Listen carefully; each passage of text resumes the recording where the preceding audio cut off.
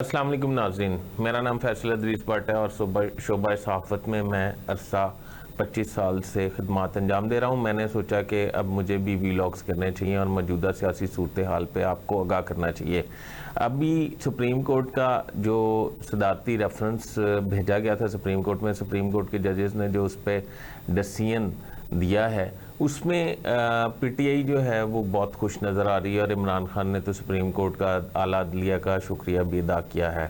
پر میں یہ سمجھتا ہوں کہ انہوں نے غور کیے بغیر ہی ان کا شکریہ ادا کیا ہے۔ کیا اس فیصلے سے، اس ڈیسیژن سے سپریم کورٹ کے پی ٹی آئی کو فائدہ ہوگا یا نون لیگ اس سے فائدہ اٹھائے گی؟ میرا یہ خیال ہے ناظرین کہ نون لیگ اس سے زیادہ فائدہ اٹھا سکے گی۔ جو 25 اراکین وفاق میں، تو آپ کو پتہ ہے کہ کسی نے ووٹ ڈالا ہی نہیں تھا، تو اگر وفاق میں ووٹ ڈالا نہیں تھا، ان کے اتحادی ملا کے وفاق کے، تو وہ پوری بنتی ہے اسٹرینتھ قومی اسمبلی میں وزیر اعظم کے لیے۔ اگر صدر اسے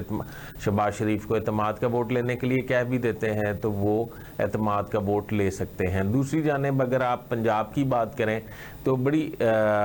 عجیب سی صورتحال ہے۔ پرویز لائی جو اسپیکر پنجاب اسمبلی ہے، گورنر کو ہٹا دیا گیا ہے۔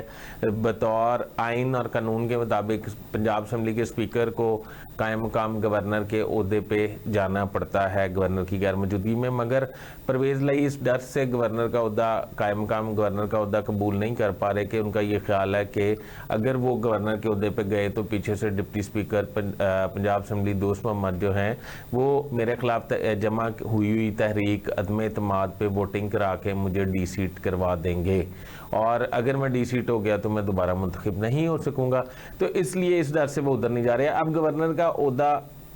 قانونی طور پہ، آئینی طور پہ خالی ہے۔ اب اگر گورنر بطور کوئی بھی جوائن کرے گا جو کہ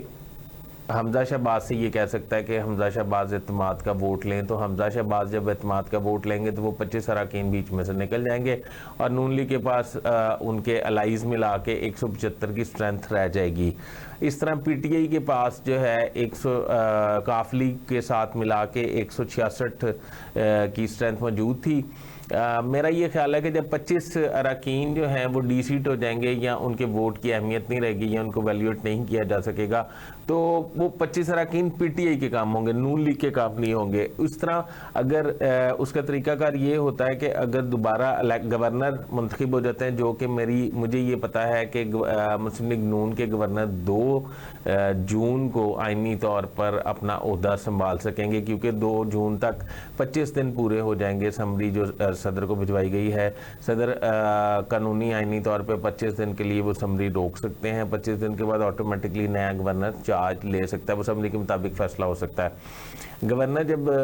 2 تاریخ کو اپنا عہدہ سنبھال لیں گے تو وہ پنجاب کی کیبنٹ سے حلف بھی لے لیں گے۔ اور دوسری بات یہ ہے کہ حمزہ شہباز جو ہیں، اگر ان کو یہ کہا بھی جائے کہ وہ پنجاب اسمبلی میں دوبارہ آئیں اور دوبارہ آ کے وہ اعتماد کا ووٹ لیں، اعتماد کا ووٹ تو گورنر کہہ سکتا ہے، وہ تو نہیں لینا پڑے گا، وہ پنجاب اسمبلی میں دوبارہ آئیں اور پھر پی ٹی آئی ورسز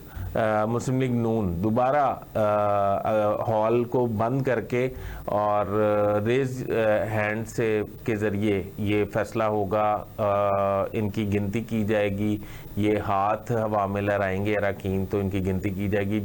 جو اس وقت جس کی اسٹرینتھ زیادہ ہوگی وہ وزیر اعلیٰ منتخب ہو جائے گا۔ تو ابھی اسٹرینتھ تو مسلم لیگ نون کی زیادہ ہے، تو مسلم لیگ نون ہی منتخب ہوگی۔ ان کیس اگر کوئی پی ایم ایل این کے لوگ ٹوٹ جاتے ہیں تو ایکول سٹیٹس پہ آ جاتی ہے پی ٹی آئی، کاف لیگ اور مسلم لیگ نون، تو پھر دوبارہ یہ عمل دہرایا جائے گا،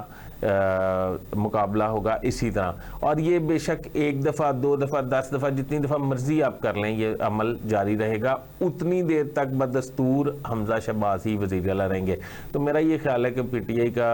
اس فیصلے پر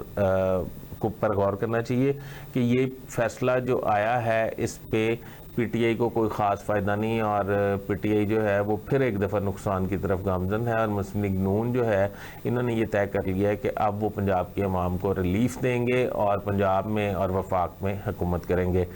اس کے ساتھ ہی اپنے ہوسٹ فیصل ادریس بٹ کو اجازت دیجیے، میں آئندہ سے آپ کے لیے بہت ایکسکلوسیو اور اندر کی خبر لے کے حاضر ہوا کروں گا۔ خدا حافظ۔